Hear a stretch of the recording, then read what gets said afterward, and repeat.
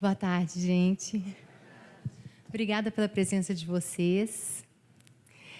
Minha palestra é sobre o amor que a gente sente pelos nossos filhos e que às vezes a gente não consegue comunicar ou eles não conseguem entender. A gente sente, mas não consegue transmitir. Obrigada, Gracinha. Agradecer a Lourdinha de manhã. É o 2º ano consecutivo. Depois que eu vim aqui, na verdade, foi um divisor de águas para mim.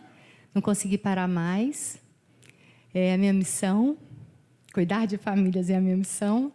Eu sou muito emotiva, eu choro à toa, mas eu vou tentar me segurar ao máximo. Porque quando a gente está falando de missão, gente, o negócio pega pesado. A gente não consegue, às vezes, controlar. Hoje especialmente, eu estou num dia mais emotivo. Então, primeiro vou me apresentar. Esses são os meus 3 filhos. Os 2 mais velhos estão aqui, um no 3º ano do ensino médio, outro no 1º. É o Rafael, o João Pedro e a Maria Luísa, que vai vir para cá o ano que vem. Sou pediatra pela Sociedade de Pediatria, desde 2000, pós-graduada em Nutrição Infantil, educadora parental pela Positive Discipline Association, é uma associação americana, e sou agora pós-graduando em parentalidade positiva. Muita gente me pergunta aí, por que estudar parentalidade? Por que uma pediatra estudando parentalidade? Na verdade, com quase 20 anos de consultório e amando o que eu faço, eu amo a pediatria, eu percebi que as famílias precisavam de mim para ir além da doença física. Eu comecei a perceber na minha casa e no meu consultório que muitas crianças estavam adoecendo mentalmente, psiquicamente. Então, eu resolvi cuidar das mães, dos pais, cuidar das famílias. Cuidar da mãe e do pai mais até do que da criança. Cuidar da mãe e do pai porque é o ambiente que a criança cresce. Se a criança está num ambiente saudável, ela cresce saudável. Então, comecei a falar sobre isso e não consegui parar mais. Comecei a ter desafios dentro da minha casa, porque os meus filhos idealizados deram lugar a filhos reais. E aí eu falei assim, por que eu tenho que deixar tanta gente chegar no ponto que eu cheguei, que é a adolescência, para poder conhecer o filho real?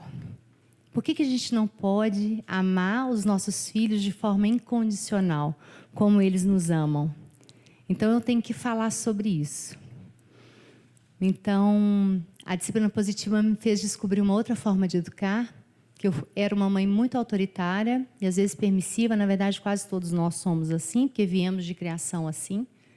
Então, eu era autoritária demais e começava a ficar insuportável. Eu me sentia insuportável, dura demais, difícil demais, rude demais, brava demais, gritava demais. Castigo, punição e recompensa. Cansava de mim e ia para a permissividade. Permitia tudo, deixava tudo, não proibia nada, não tinha limite de nada. E aí os meus filhos ficavam insuportáveis. Aí eu, de novo, autoritária. E, às vezes, também a gente conseguia, eu e meu marido, a gente fazia um revezamento. Ele autoritário, eu permissiva. Eu autoritário, ele permissivo. Porque a gente começa a ver que não funciona. Nada funciona, né? Parece que começa funcionando e depois desanda. Principalmente quando eles chegam na adolescência ou na pré-adolescência, parece que tudo desanda. Porque quando a gente usa da punição, da recompensa, do castigo, a criança responde a curto prazo. Mas hoje todos os estudos mostram que castigo, punição e recompensa não funcionam. A gente tem uns estudos de 20 anos no Canadá que mostram que não funciona. Só funciona a curto prazo e essa criança cria uma relação de desconfiança com esse pai e com essa mãe. Então, além de não funcionar a longo prazo, a criança não se sente segura com aquele pai, com aquela mãe. Então, quando ela precisa do pai e da mãe, quando ela está em situação de perigo, ela não confia no pai e na mãe porque ela está numa relação de medo. E como educar uma criança se você não usar todo esse arsenal que é o único que a gente conhece? E a disciplina positiva vem propor isso. A disciplina positiva, a parentalidade positiva. Por que a gente estuda para tudo nessa vida e não estuda para ser pai e mãe? Por que a gente acha que se a gente copiar o que os nossos pais fizeram vai dar certo? O mundo mudou, mas as famílias continuam educando os filhos da mesma forma. A gente vivia num mundo patriarcal, onde a esposa obedecia o marido, onde o marido obedecia o chefe. Hoje a gente vive numa sociedade igualitária, e pior. Antes a gente tinha aquele contato com os nossos pais todos os dias. Hoje a gente às vezes está correndo tanto para dar para os nossos filhos aquilo que a gente não teve, porque a gente acha que a gente consegue, que a gente dando as coisas materiais, a gente vai cobrir a nossa ausência. E os nossos filhos só querem da gente amor. Amor. As crianças só querem amor. Só que com o tempo a gente faz elas entenderem que o amor é o cuidado, que o amor é cuidar da doença, que o amor é quando você dá um doce, que o amor é quando você dá uma coisa material. Por isso, tanta criança gosta de ficar doente. Fica doente porque tem a mamãe e o papai para dar atenção. Porque a gente olha para eles. Eles querem o nosso olhar, eles buscam o nosso olhar o tempo todo. E como a gente às vezes não tem tempo, porque a gente está tentando achar um jeito de dar para eles tudo aquilo que a gente não teve. Só que a gente não pergunta para eles se é isso que eles querem. Porque o que eles querem é a nossa presença, é o nosso amor, é o nosso olhar, é a nossa escutativa. Então, se a gente fracassar na educação dos nossos filhos, nada no mundo vai valer a pena. Nem todo dinheiro, nem todo sucesso. Então, é isso aí. Eu me tornei uma educadora parental porque eu me desconectei com os meus filhos adolescentes. E só depois de desconectar, só depois da gente perder, a gente dá valor, né? Então, eram filhos fofos, que todo mundo adorava, que quando viraram adolescentes mudaram completamente. Na verdade, não mudaram, se mostraram. E eram diferentes daqueles filhos que eu idealizei, eram filhos reais. E aí, quando eu aprendi a amá-los incondicionalmente, tudo na minha casa mudou. Tudo mudou quando eu falei: Rafael, eu te amo do jeito que você é. Eu tenho um exemplo com o Rafael muito lindo de desconexão e conexão. Primeiro me desconectei porque ele era o filho esportista e o irmão dele era o filho, e o irmão era o inteligente, né? Porque a gente compara os filhos. Eu comparava. Você é o esportista, você é o inteligente. Você é o guloso, você não come nada. Então, eu não sabia que isso estimularia a briga entre eles, se é o que estimulava, né? Então, quando a gente compara os irmãos, a gente estimula a briga. Então, a briga dos irmãos é muito mais sobre nós do que sobre eles. E o Rafael se sentia pior, assim. Ele foi vice-campeão de skate, e para mim isso não importava tanto quanto o 10 em 10 do João Pedro em matemática.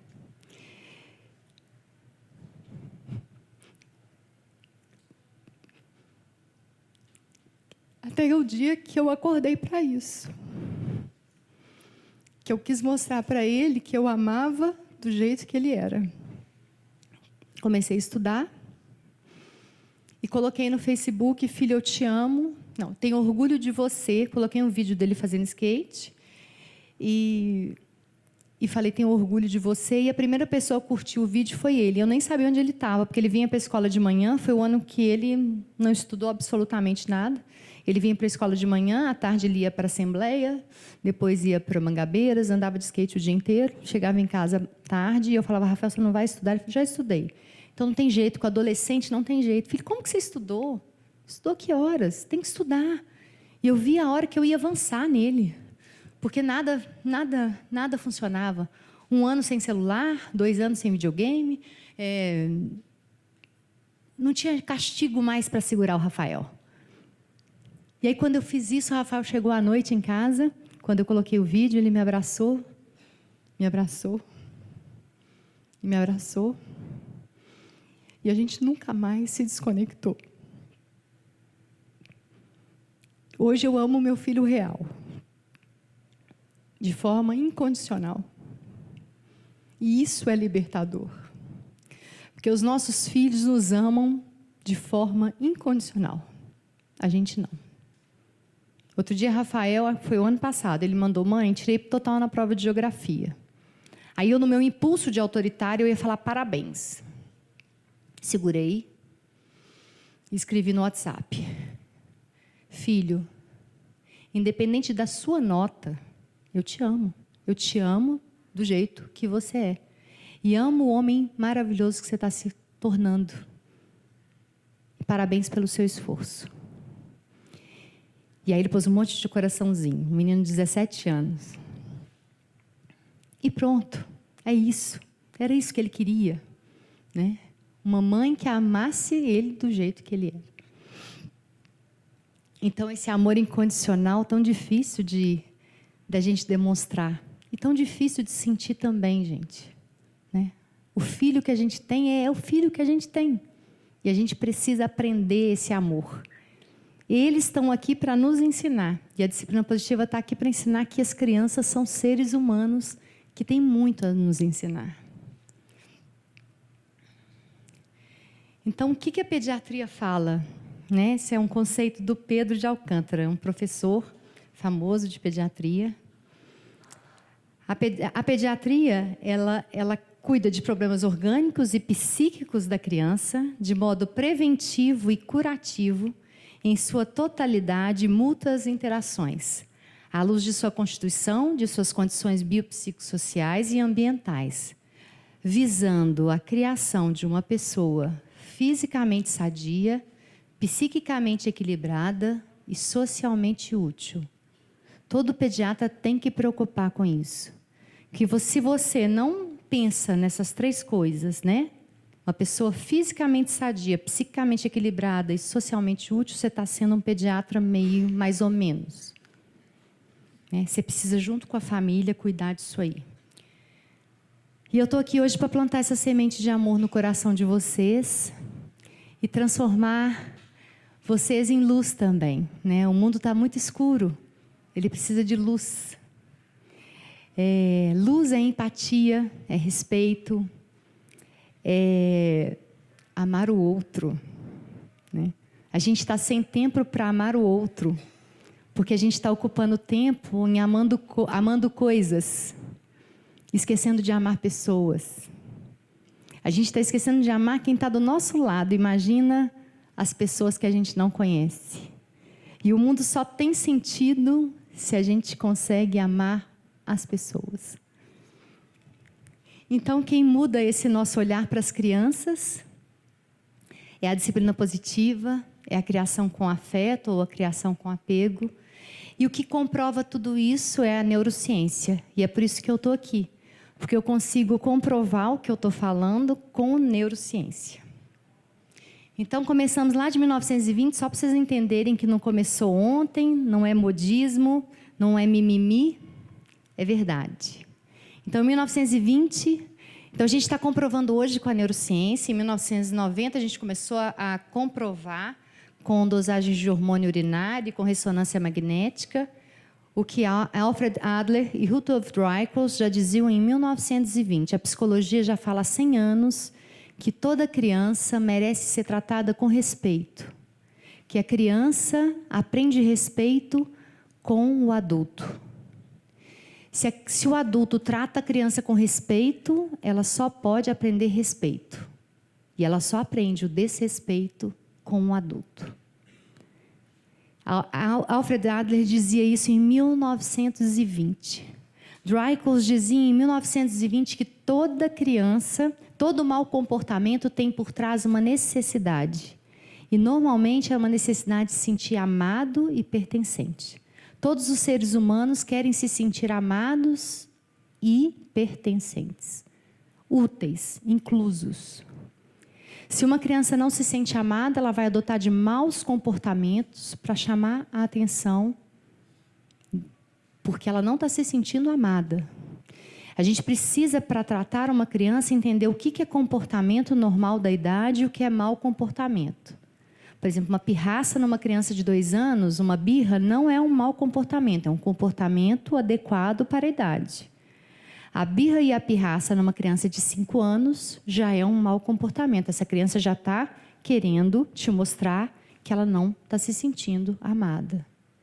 Se todas as vezes que a gente olhar para uma criança que não está se comportando bem e pensar, essa criança precisa do meu amor, o mundo já muda. Porque você consegue ver a dor por trás de um comportamento. A gente fala na disciplina positiva que na verdade, o comportamento é um iceberg, né? O mau comportamento, a gente só vê o que está acima da água. O que está submerso, que é a necessidade de se sentir amado, a gente não consegue ver. E as pessoas precisam ver que quanto pior a criança se comporta, mais essa criança precisa de amor. E quanto pior ela se comporta, menos amor ela tem.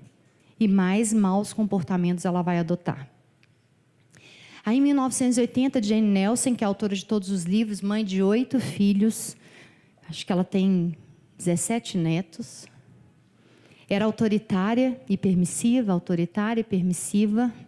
começou a estudar disciplina positiva, apaixonou, começou a publicar todos os trabalhos científicos, a maioria dos trabalhos científicos que a gente tem hoje na área é da Jane. Ela pôs o nome Disciplina Positiva, junto com a Lynn Lott. Ela teve uma história muito linda de que um dos filhos dela se envolveu com droga. E ela pensou em largar tudo quando chegou a amiga, a Lynn Lott, e falou assim, não, você não vai desistir, porque agora que você vai comprovar que isso funciona. E ela conseguiu salvar o filho dela, trazendo ele para perto.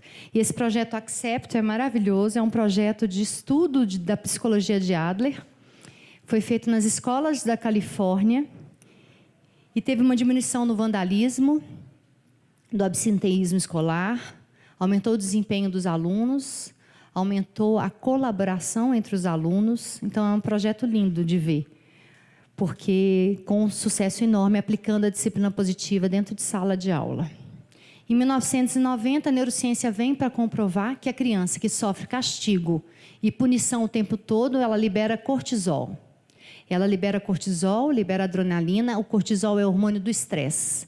Então, a criança que sempre está sendo ameaçada de ficar de castigo, que a gente grita o tempo todo, que a gente bate, que a gente ameaça fazer as coisas, ela vive estressada. Essa criança não consegue aprender absolutamente nada. Ela vive em situação de estresse. A gente chama hoje na medicina de estresse tóxico precoce da infância. É a criança que, em vez de estar liberando dopamina, ocitocina, serotonina, ela está liberando cortisol e adrenalina. Ela vive com medo do pai bater, ela quer sempre fugir, ela faz tudo escondido. Eu falo que a punição na verdade, tem um livro que chama O Gigante Interior, Poder do Gigante Interior. Todo mundo devia ler esse livro, falando da educação pelo medo, né? A educação pelo medo gera 2 coisas. A apatia. A apatia é a morte da criança interior. É a morte interna de uma criança, é a apatia. E a outra coisa é o medo, é o estresse. Né? Então, começa a fazer tudo escondido. Então, a gente, sem querer, cria malandros que fazem tudo escondido, para não serem pegos. E a gente precisa tentar achar uma outra forma de educar, que não seja essa. Né? Eu sempre falo nas minhas palestras, meu pai já viu minha palestra, minha mãe já viu, que eu honro o meu pai e a minha mãe. Sei que eles sofreram muito mais do que eu. Mas não foi as palmadas que eu levei que me fizeram estar aqui hoje. Eu não sou aquela que fala que apanhei pouco, que eu devia ter apanhado mais. Não foi o eu ter apanhado que me fez estar aqui hoje. Foi o amor que eu recebi. Foram os beijos, as histórias contadas. E eles não sabiam outra forma de educar. Então, eu precisei pegar a minha história e transformar. Porque eles transformaram a história que eles tiveram com os pais e transformaram numa história melhor para mim. E eu peguei a história que eu tive com eles e transformei numa história melhor para os meus filhos, que eu sei que vai ser melhor com os meus netos e meus bisnetos. Se a gente não resolver mudar paradigmas agora, a gente não vai conseguir mudar o mundo que está aí. O mundo que está aí é um resultado da criação que todos nós tivemos. A gente acha que o mundo que está aí por causa da permissividade, mas todas as pessoas que são autoritárias com medo. Eu, pelo menos, quando eu era autoritária com medo do meu filho ficar com os efeitos negativos da permissividade. Um folgado, um sem limite, um desrespeitor, uma pessoa que não respeita ninguém. E a pessoa que é permissiva, ela tem medo dos efeitos colaterais do autoritarismo. Então, a gente acaba educando para evitar os efeitos colaterais, em vez de ver que tem gente que vive para estudar criação de filhos e educação de filhos. Então, hoje a gente consegue comprovar as coisas com neurociência. Então, a gente pode pegar e dedicar um tempo todos os dias para estudar criação de filhos, para poder errar o mínimo possível.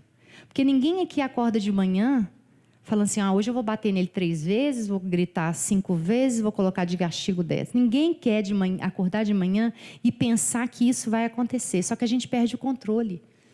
E a gente está sempre achando que aquela situação ou aquele mau comportamento tem a ver com a gente. Não tem.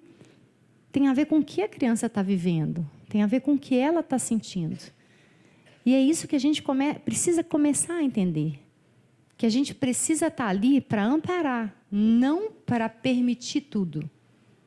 Não dá para permitir tudo e não dá para proibir tudo também. A criança aprende respeito com o adulto que a respeita. Todo mau comportamento revela uma necessidade, que eu já falei. E a Jane fala, de onde tiramos a absurda ideia que para uma criança se comportar bem, ela precisa antes se sentir mal? Quem disse que a gente precisa humilhar uma criança para que ela se comporte bem? Já é comprovado que uma criança só se comporta bem se ela se sente bem. Ela só passa a comportar bem quando ela começa a se sentir amada. E só tem uma forma de educar, pelo exemplo. Eu queria fazer uma demonstração com vocês. Queria que vocês levantassem a mão direita para o alto. Colocassem um indicador junto com o polegar e descesse devagar, bem devagar, e colocasse no queixo. Nossa, hoje teve muita gente que pensou para colocar no queixo. A maioria das pessoas coloca na bochecha, porque a criança copia exemplo. A gente tem capacidade de acessar o nosso córtex pré-frontal e pensar, ela falou queixo e pôs na bochecha, então eu vou colocar no queixo. Isso é só uma amostra do que acontece no dia a dia. Não adianta você falar para a criança, falar bom dia para todo mundo da escola, você vai dar bom dia para quem estiver na portaria, você vai dar bom dia para a moça que está limpando a escola, você vai dar bom dia para a professora quando você chegar, você vai dar bom dia para a Gracinha, se você, quando chega na escola, não faz nada disso. Tá? Tem mãe que fala assim, doutora, mas eu falo todo dia para ele falar bom dia. Eu falei assim, mas você fala? Não, eu esqueço de falar, porque eu fico mandando ele falar bom dia. Então, para de mandar. Porque quando a gente fica mandando a criança fazer alguma coisa, o cérebro dela encolhe e ela quer nos desafiar. Isso é ciência. É o que acontece. Se você chega e mostra para a criança, né, uma hora ela vai ser como você. Porque não tem ninguém no mundo que os filhos admirem mais do que a gente. Não tem. Nós somos heróis, nós somos heroínas. E o que a gente faz todos os dias está ficando cravado no cérebro deles. Se você é uma pessoa do bem, você vai ter um filho do bem. Se você todos os dias de manhã acorda sorrindo, seu filho vai sorrir também. Se você todos os dias é amoroso com ele, vai ser amoroso com as pessoas. que ele encontrar pela rua. Se você consegue passar por suas dificuldades com resiliência, seu filho vai ser resiliente. E não tem nenhum motivo melhor no mundo para a gente ser cada dia melhor do que os nossos filhos. Porque o nosso papel nesse mundo é dar para esses seres humanos que estão aqui, sob nossa responsabilidade, o melhor de nós. Se você reclama da vida todos os dias, eles vão reclamar. Então, ensine para os seus filhos gratidão. Tem uma ferramenta na disciplina positiva que chama reunião familiar, que antigamente a gente nem precisava, porque a gente sempre estava na mesa com os nossos pais. Hoje a gente está correndo o tempo todo. Então, a gente precisa, uma vez por semana, sentar com os filhos e ensinar para eles o que é gratidão. Não adianta ficar ensinando para a filha as 3 palavrinhas mágicas. Obrigado, dá licença, desculpa, não é isso? Por favor, obrigado, desculpa. Se eles não sabem o que significa realmente isso. Desculpa, filho, é você estar arrependido de ter feito alguma coisa que machucou outra pessoa. Obrigado é você ter gratidão pelo que a outra pessoa te faz. Então, ensinem para os filhos o porquê dessas 3 palavrinhas. A motivação não pode ser externa. Por isso que a gente não deve dar recompensa. Se você tirar 10, eu te dou uma boneca.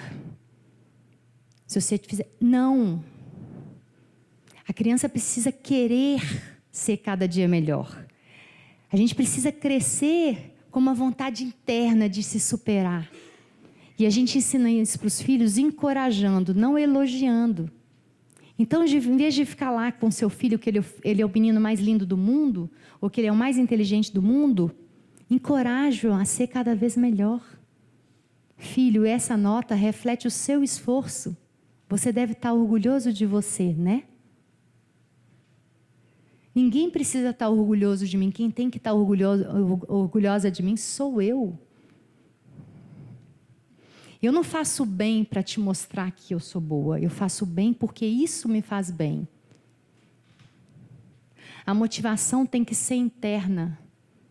Porque a motivação externa, ela acaba. Ela oscila. Né? E ela está sempre dependendo do outro. Né? Aí, o dia que essa menina não recebe um elogio do marido, que ela é a mais linda do mundo, é o fim do mundo para ela. Porque ela acha que precisa ouvir aquilo todos os dias para se sentir bem. Porque a gente ensinou assim. É muito difícil, gente. É muito difícil. Todos os dias, eu quero aprender mais, porque é muito difícil. É muito difícil não elogiar um filho. A gente quer elogiá-los o tempo todo, mas a gente precisa entender que a gente pode ensinar coisas além. A gente pode ensinar coisas melhores estudando educação e criação de filhos. Já foi comprovado, então, que castigo, punição e recompensa não funcionam, só que se eu estou te falando que não funciona, eu tenho que te dar uma outra opção.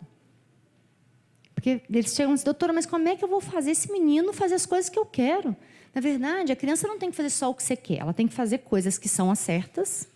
Então, você tem que ensinar para ela o que é certo e o que é errado.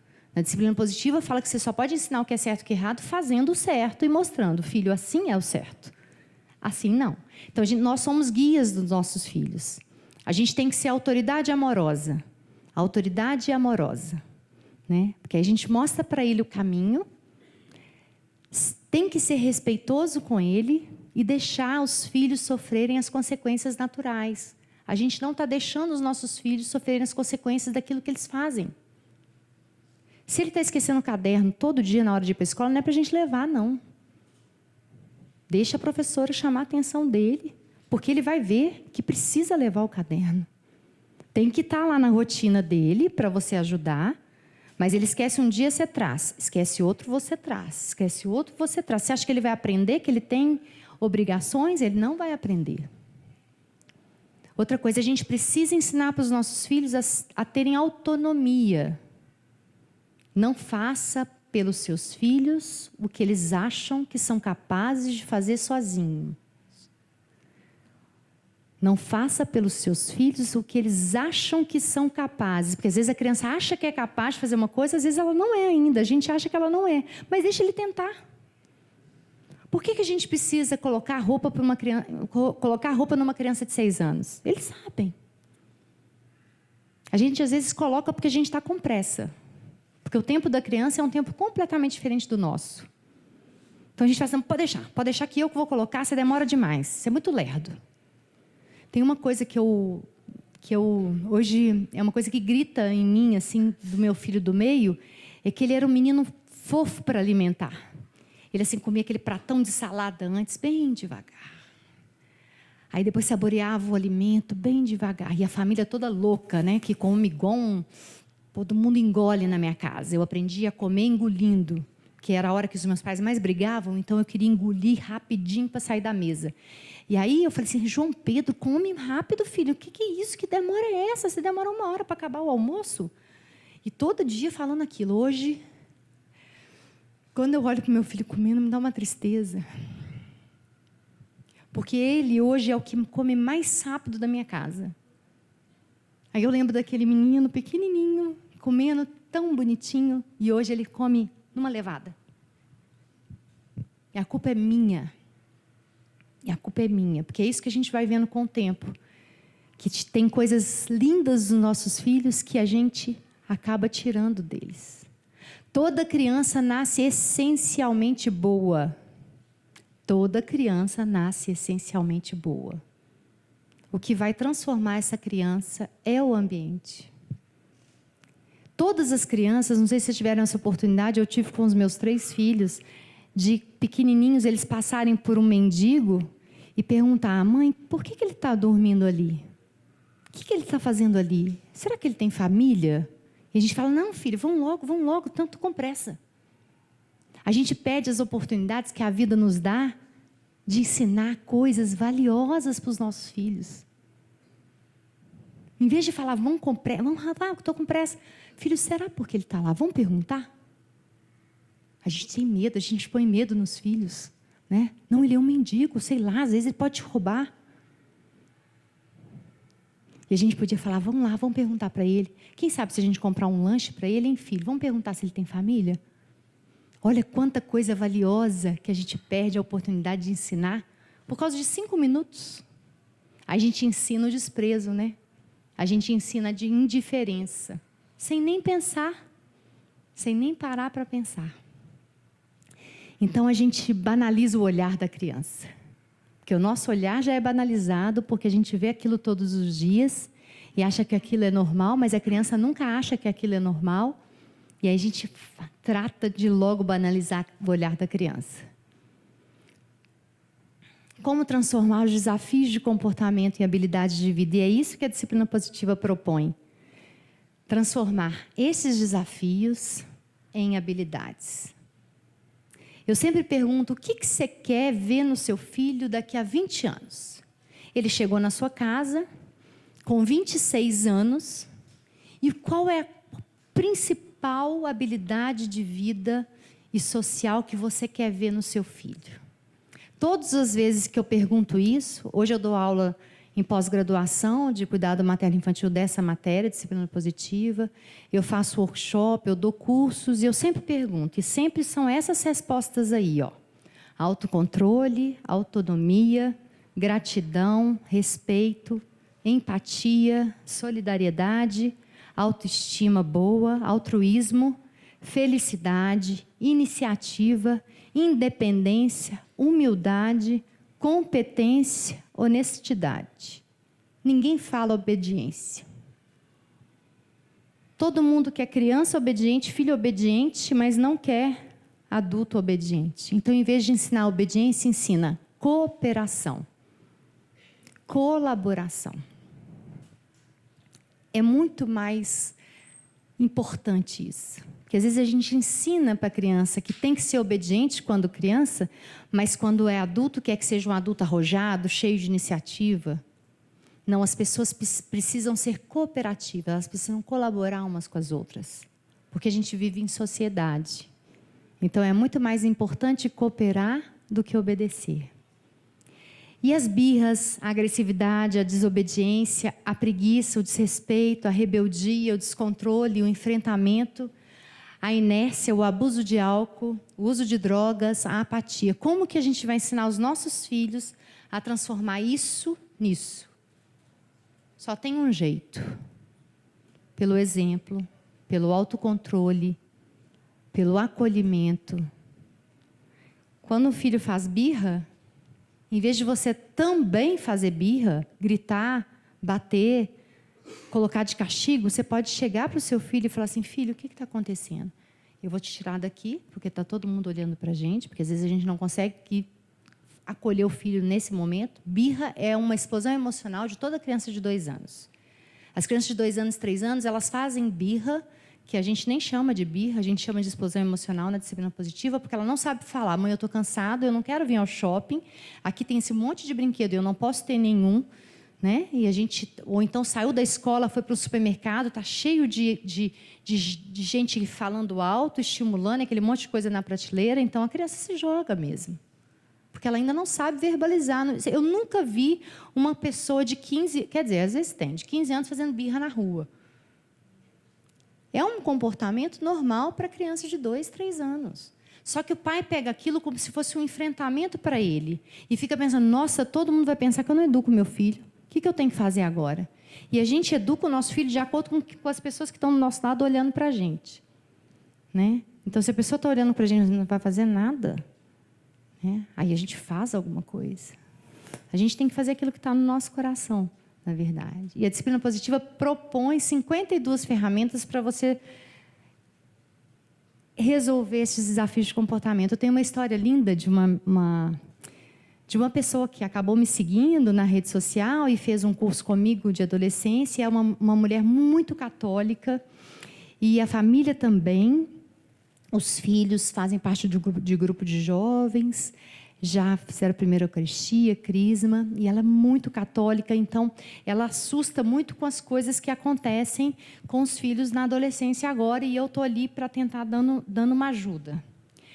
E aí ela chegou para mim, até eu assustei dessa vez, que tem cada coisa que acontece, gente, que, nossa, meu Deus. Aí ela me ligou: doutora Ju, meu Deus do céu, você não sabe o que aconteceu, essa disciplina positiva me salvou agora.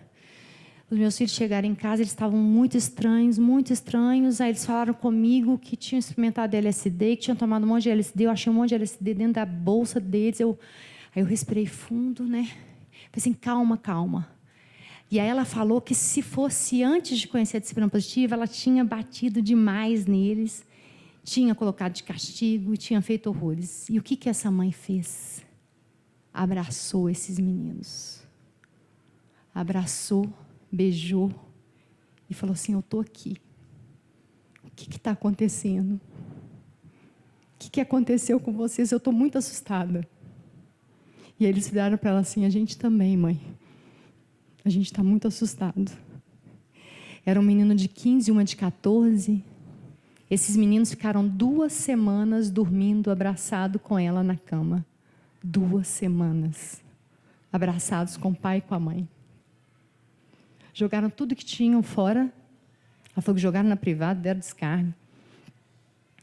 Falaram que não sabia o que tinha acontecido, mas estava todo mundo na escola fazendo, todo mundo fazendo desse jeito, então que eles fizeram também, e que pediram perdão, que nunca mais queriam decepcionar eles dessa forma, e que não imaginavam que tinham pais tão maravilhosos.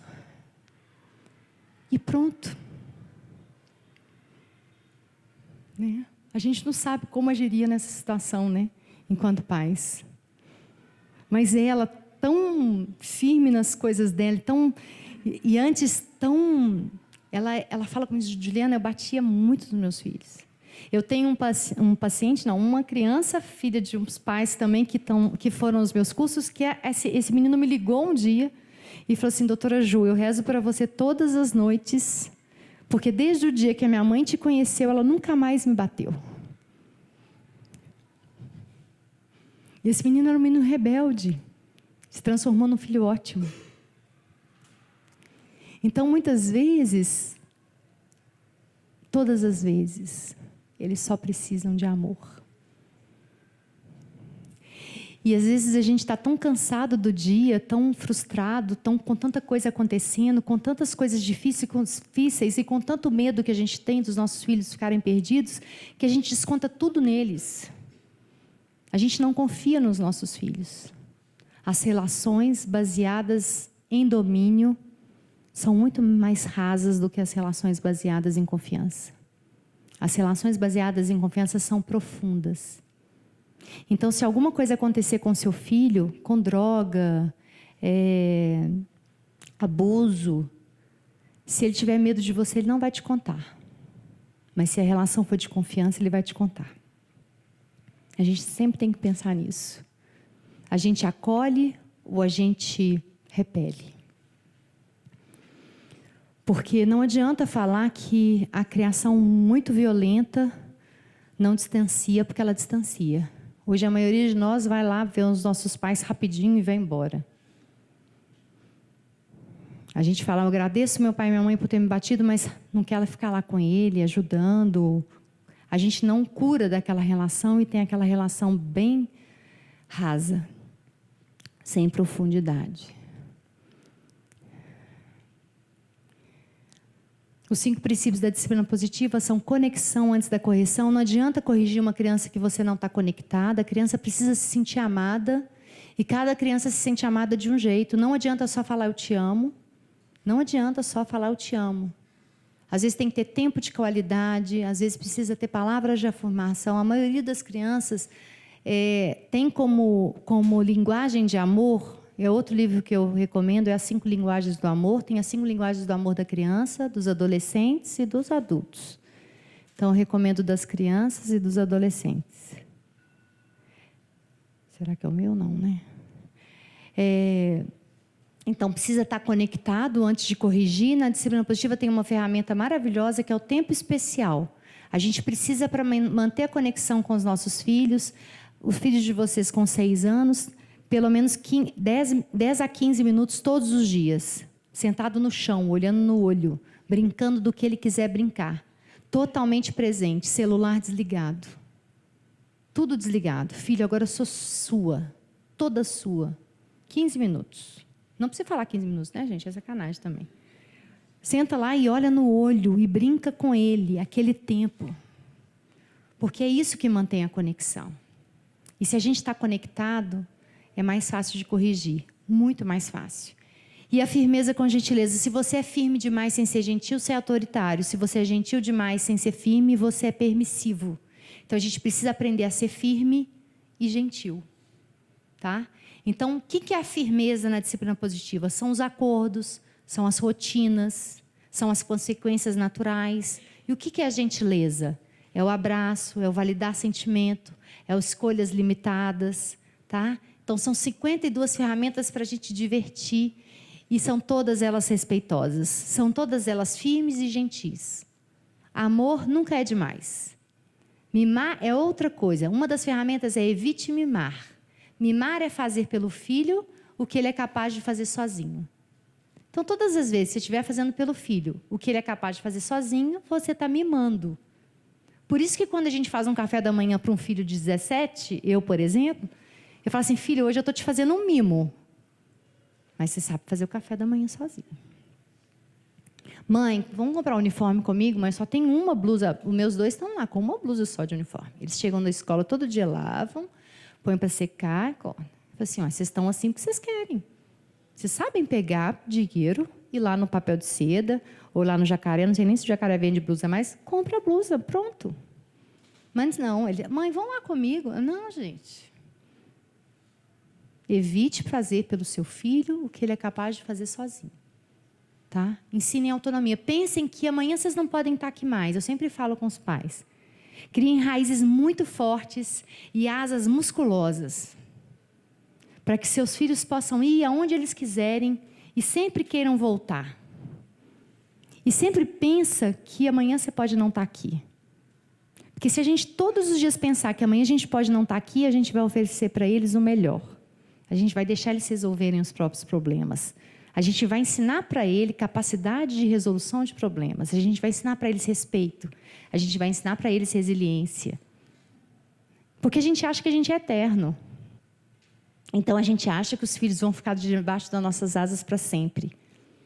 A gente esquece que a maior felicidade para um pai é ver um filho voando. Voando bem alto, num voo bem lindo. Porque quando você se torna desnecessário, você vê que você foi fera. Você foi foda na sua principal função. Quando você vê um filho indo e brilhando, gente, não tem nada melhor. E esse brilhar é ser bem-sucedido como pessoa, que vê importância no ser e não no ter. O bem-sucedido não é nada a ver com dinheiro. É ser feliz com aquilo que ele escolheu para fazer. Né? Respeito mútuo, que é o ensinar respeito, né? É respeitar o filho para ser respeitado. Ser efetivo a longo prazo. A disciplina positiva ela é efetiva a longo prazo. A gente planta hoje para colher amanhã. Né? Muitas coisas a gente colhe no dia. Tem gente que fala assim, não, doutora, eu já parei de gritar lá em casa, o negócio virou outro. Eu falei assim, lógico, era você que estava gritando.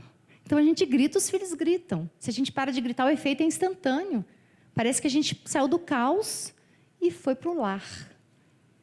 Eu falo que depois que eu parei de gritar, é isso, é essa sensação. Porque antes eu não tinha vontade de voltar para casa. Eu preferia trabalhar do que ir para casa. Porque no trabalho eu não gritava. Aí eu chego na minha casa, hoje eu não grito, mas não grito de jeito nenhum, eu não grito com ninguém. Eu vou gritar com os meus filhos. Então minha casa se transformou em lar. É o lugar que eu mais gosto de estar. Né? Ninguém merece uma casa em que todo mundo grita. Ninguém merece. Né? E às vezes a mudança precisa vir da gente. Os nossos filhos muitas vezes são um reflexo do que a gente está fazendo. Muitas vezes não, é sempre, gente, é sempre. A gente só precisa olhar para a gente. E os nossos filhos mostram para a gente, às vezes, as coisas que estão acontecendo com a gente antes das coisas acontecerem. Né? Eles são umas esponjinhas e eles são os nossos espelhos. Né? Tem uma frase que aí eu vou mostrar, que nossos filhos são nossos mestres. Eles têm a chave da nossa alma. E nossos filhos são uma ponte que nos traz ao melhor de nós. Essas duas frases são do Alexandre Coimbra Amaral, ex-aluno da escola. É um psicólogo famoso, hoje ele é psicólogo do programa Encontro. Foi meu colega aqui de escola. Quem vê ele falando fica encantado, assim. Como é que pode saber tanto? Né? De onde vem tanta sensibilidade? Sabe tudo. Ensina habilidades sociais e de vida, que são todas aquelas habilidades que eu falei. Incentiva as capacidades da criança.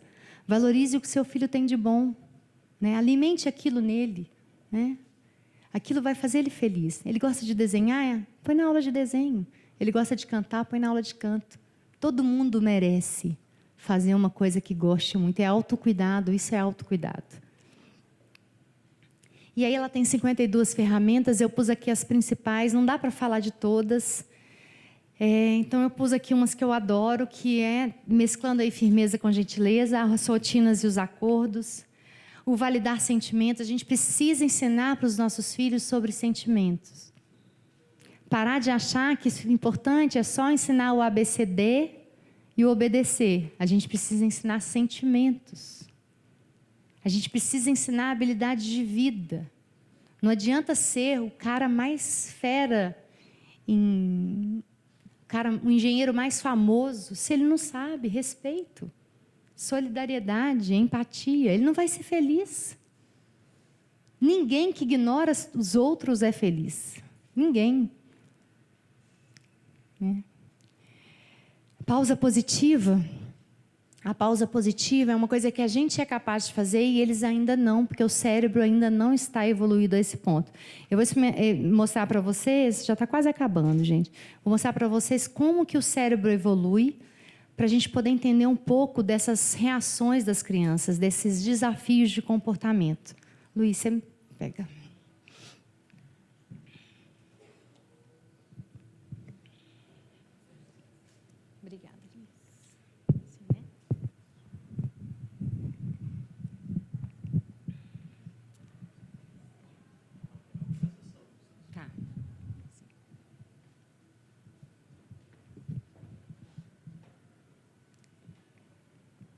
Então, eu vou fazer a gente fala o Daniel Siegel, que fez esse experimento do cérebro na palma da mão. É o neurocientista mais famoso que a gente tem no mundo.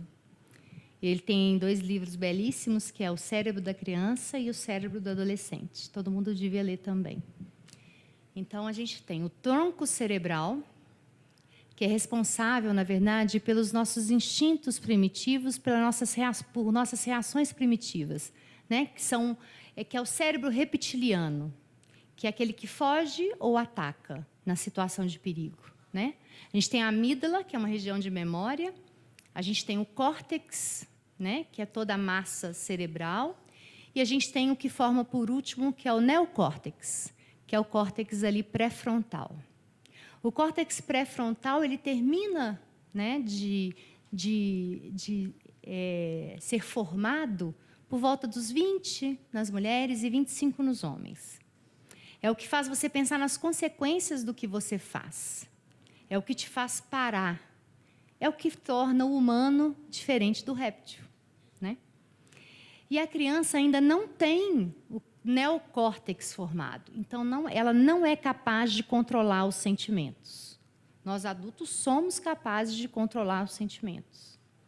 Então, o que a gente faz? Quando uma criança está fazendo birra, está agressiva, usando só o tronco cerebral, só o cérebro primitivo, nós, enquanto adultos, se fazemos a mesma coisa, gritamos, colocando de castigo, atacamos ou fugimos, a gente está fazendo a mesma coisa e a gente está modelando um comportamento na criança de sempre ser reativa, de sempre liberar cortisol, de sempre estar estressada. Agora, se nós, adultos, aprendemos a pausa positiva, que é a criança é agressiva, a criança faz birra, a criança não obedece ou a criança faz alguma coisa que você não quer que ela faça, você vai lá, modela lá, chega lá no seu neocórtex para modelar o comportamento da criança e fala, filhinho, está tudo bem. Não está legal o que você está fazendo, filho, mas a mamãe está aqui, eu quero que você acalme, para que a gente fique respeitoso um com o outro. Essa criança vai, através dos neurônios espelho, modelando o comportamento. A referência de modelo de adulto para ela tem autocontrole, é resiliente e dá esse modelo maravilhoso de comportamento, então ela vai, com o tempo, fazendo a mesma coisa. E isso, gente, é impressionante. Eu vejo na minha filha hoje que, às vezes, ela vai no mau comportamento e ela não sabe se controlar, e ela fala, mãe, eu não consigo me controlar. Eu falo assim, filha, vamos tentar. Vamos lá que você consegue. E, às vezes, ela não consegue e grita comigo, aí dá 2 segundos, ela vai atrás de mim, mãe, me perdoa, por favor. Porque ela já tem empatia, ela já consegue se colocar no meu lugar, mas ela não consegue se autocontrolar, porque ela não tem ainda o neocórtex formado. Então, a gente precisa, enquanto adultos humanos, porque Deus deu para a gente a capacidade de raciocínio e de autocontrole, e não deu para nenhum outro ser, né? Então, os répteis não têm essa capacidade, então eles agem fugindo ou atacando. Agora, nós, seres humanos, a gente não precisa ser condicionado, porque a gente consegue ativar o neocórtex. E quando você se autocontrola, e como que a gente autocontrola? A neurociência fala 90 segundos. Então, se seu filho está desafiando, e se você viu que você não vai conseguir se controlar, sai, vai para o seu quarto, conta 90 segundos no relógio e volta. E não tem problema nenhum isso. Tem gente que fala assim, não, doutora, mas ele vai achar que... Não vai achar nada. Seu filho vai achar que você é o cara mais fera do universo, porque ele está vendo que ele tá vendo que a situação está toda um caos e você vai lá, adulto, e modela o comportamento dele para se acalmar também. Não é uma disputa de quem grita mais alto, de quem bate mais forte, de quem é mais potente. A disputa é quem consegue raciocinar e não reagir. A diferença é, um cara te fecha no trânsito, você fecha também. Um cara te fecha, você fecha também. Aí o cara sai com uma arma e põe na sua cabeça. 2 répteis. Agora, quando o cara te fecha no trânsito e você espera 90 segundos, respira fundo, conta até 10, você não vai fechar o cara. Você vai deixar ele ir. Você pode ficar chateado, com raiva, o que for, mas você foi racional.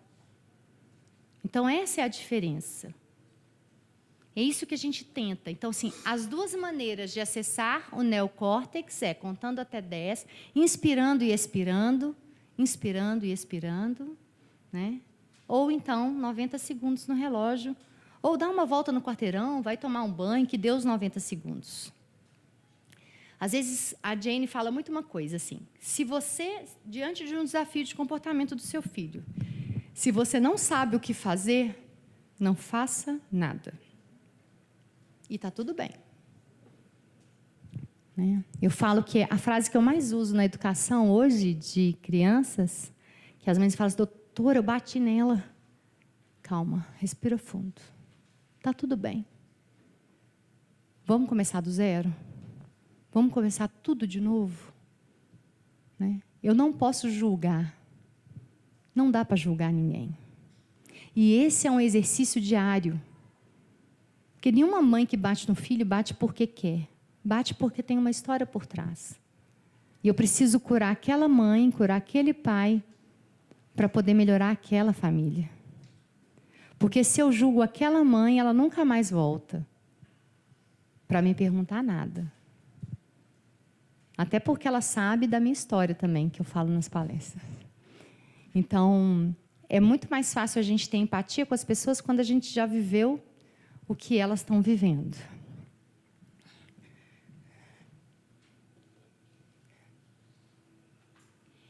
Aí as consequências naturais, que eu falei com vocês já.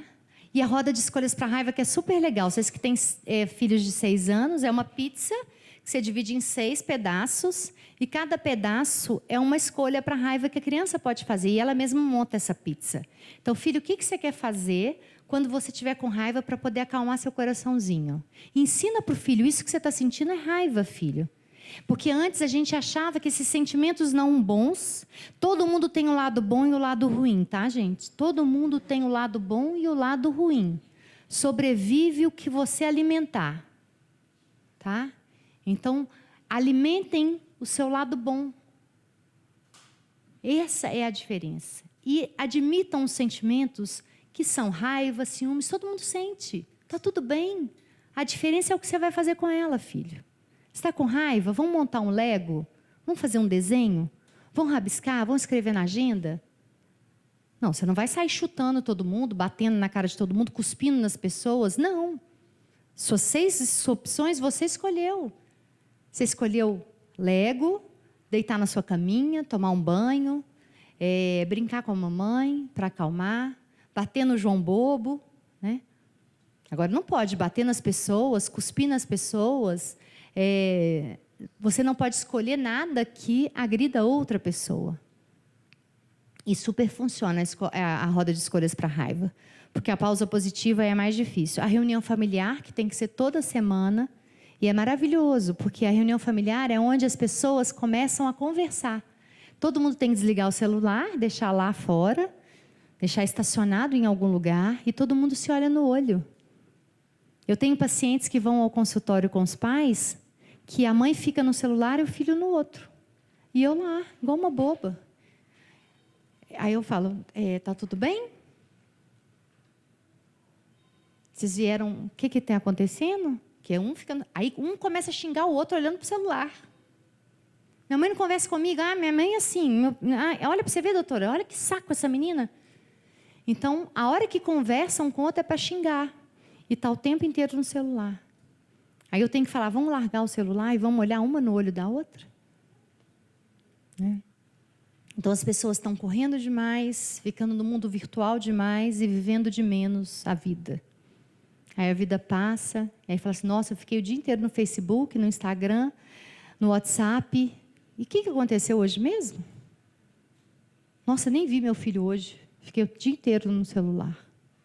E aí os filhos ficam o dia inteiro no celular e você fala, mas por que será que ele fica o dia inteiro no celular? Porque eles copiam o exemplo. Nenhuma criança prefere celular a brincar. Nenhuma. Quando eles começam a preferir, é porque eles já esqueceram de como é brincar. Né? Então, dê opções para os seus filhos que seja melhor do que o mundo virtual. né? O mundo virtual existe, a gente precisa entender que ele existe e ele faz parte das nossas vidas. Só que a gente precisa também trazer os nossos filhos para o mundo real. E somos nós que mantemos os nossos filhos conectados com o mundo real. Você sabe por que as pessoas ficam viciadas em droga, em internet, em álcool? Só tem uma explicação: a desconexão. A desconexão com Deus, a desconexão com a natureza, a desconexão com você mesmo e a desconexão com o outro. Tem um documentário maravilhoso que vocês podem ver, chama A Era da Desconexão. São 9 ex-viciados que encontraram a cura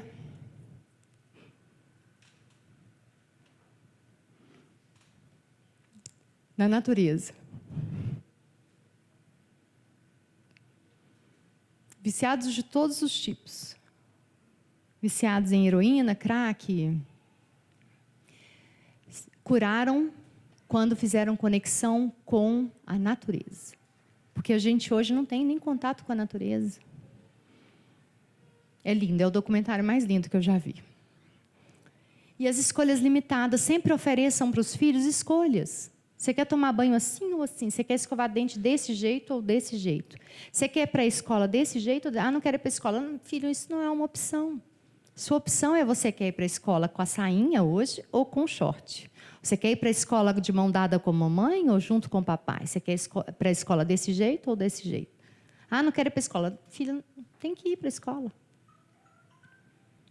Eu entendo você. Quando eu tinha a sua idade, eu também, às vezes, não queria ir para a escola.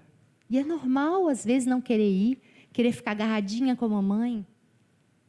Mas precisa ir. Minha filha teve uma época que não queria ir para a escola, que eu comecei a desenhar um coraçãozinho na mão dela e falei que era eu. Pus uma bonequinha e um coraçãozinho. Eu falei, toda vez que você tiver saudade da mamãe, olha ali para a sua mão. É a mamãe desenhada com o coração da mamãe. Aí você fica com um abraçadinho lá com a mamãe, com a mão fechadinha. E a professora falava que ela ficava o tempo inteiro com a mão fechada, para não apagar.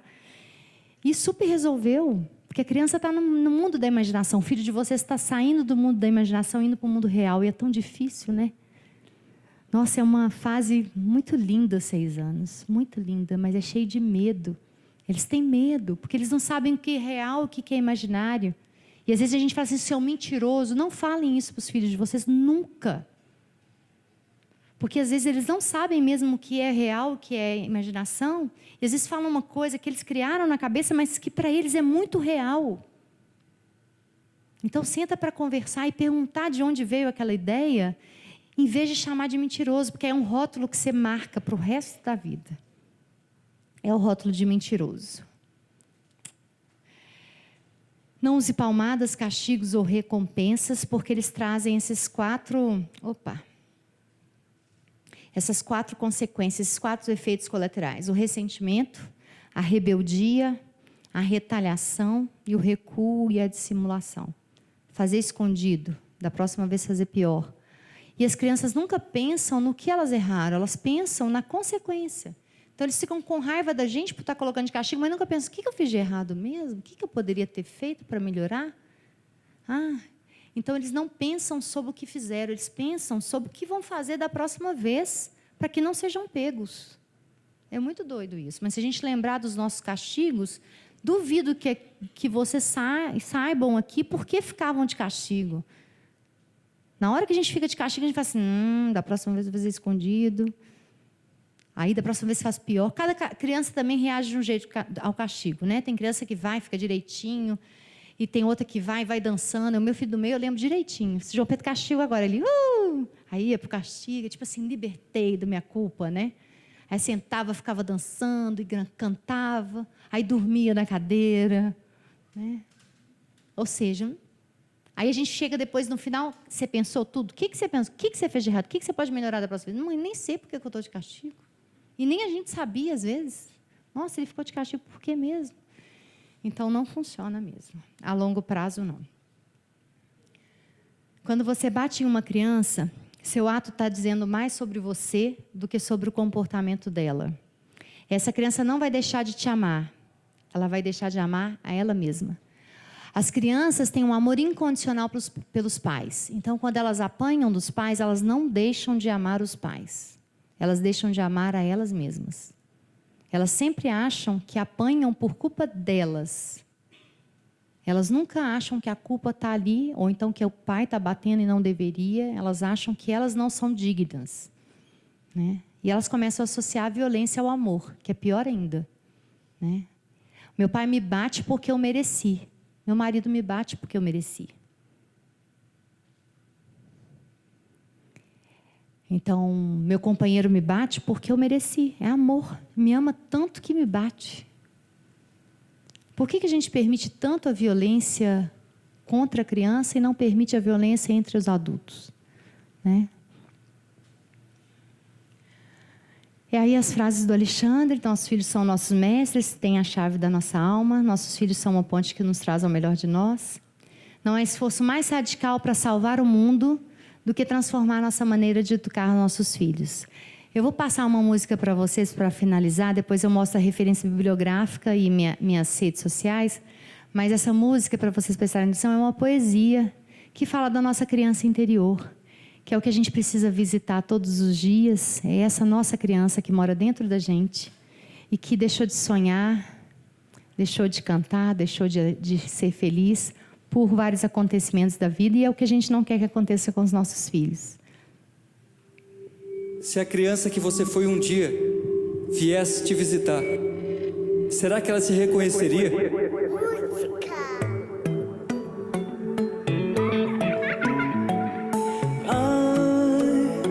A criança que fui um dia hoje veio me visitar, mas não se encontrou em mim, mas não se reconheceu.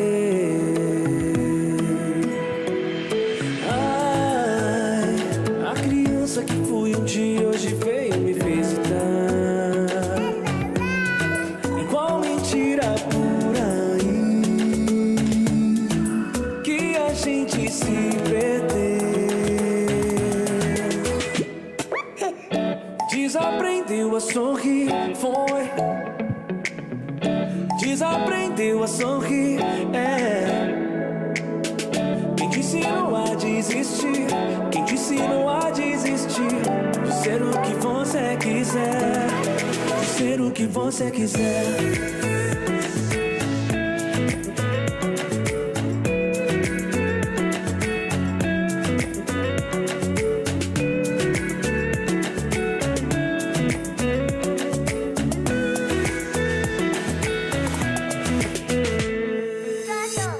A criança que eu fui um dia mora dentro desse adulto que eu me tornei. Na mesma gaveta onde eu guardo os para de sonhar, leva a vida a sério. E ela representa tudo o que eu quis ser um dia. Mas parei de sonhar e levei a vida a sério, exatamente como me disseram para fazer. Mas ao contrário de mim, ela nunca desiste. Ela insiste em me fazer sorrir. Essa criança não marcou hora na minha agenda lotada de desculpas, não pediu licença. Ela simplesmente abriu a porta e veio me visitar. E como quem fala: ei, você não tá mais de castigo, ela me olhou e disse a coisa mais séria que eu já ouvi: você quer brincar comigo? Desaprendeu a sorrir, foi. Desaprendeu a sorrir,